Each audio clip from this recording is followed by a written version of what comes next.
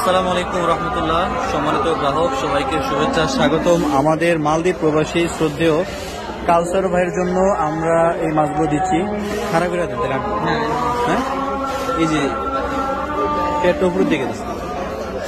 আমাদের মালদ্বীপ প্রবাসী কালচার ভাইয়ের জন্য আমরা ক্ষতিপূরণ হিসেবে এই মাছগুলো পাঠাচ্ছি। চিনি আছে ক্ষতিপূরণ হিসেবে মাছগুলো পাঠাচ্ছি, কারণ হচ্ছে আমাদের বাংলাদেশে যে চলমান যে কোটা আন্দোলন, এই আন্দোলন যখন শুরু হয় মানে তার একদিন আগে আমরা ভাইয়ের জন্য মাছগুলো পাঠাই। তো পরের দিন থেকে ঝামেলাটা তীব্র হওয়ার কারণে মাছটা যত সময় যায় না ভাইয়ের ঠিকানায়, তো কুরিয়ারেই কিন্তু মাছটা নষ্ট হয়ে গেছে বা নষ্ট হয়ে যাওয়ার একটু উপক্রম হয়েছে।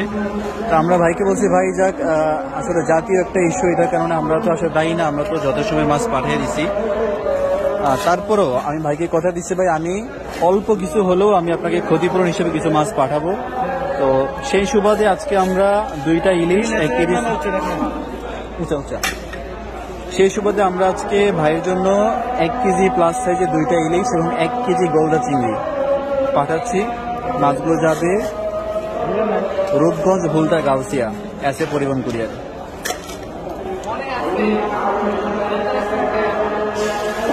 যেহেতু একটা জাতীয় ইস্যু ছিল, আমরা কিন্তু পারতাম কোনো ক্ষতিপূরণ না দিতে, যেহেতু এখানে আমরা দায়ী না, কিন্তু শুধুমাত্র বিবেকের তাড়নায়, যে এখানে তো ভাইয়েরও দোষ ছিল না। ভাই আমার সাথে কোনো রকম দামাদামি করে নাই, কোনো রকম টু শব্দ করে নাই।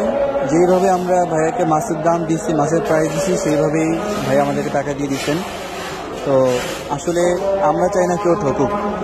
সেই সুবাদে আমরা আজকে 2টা ইলিশ এবং 1 কেজি চিংড়ি মাছ পাঠাচ্ছি গাউসিয়ার উদ্দেশ্যে।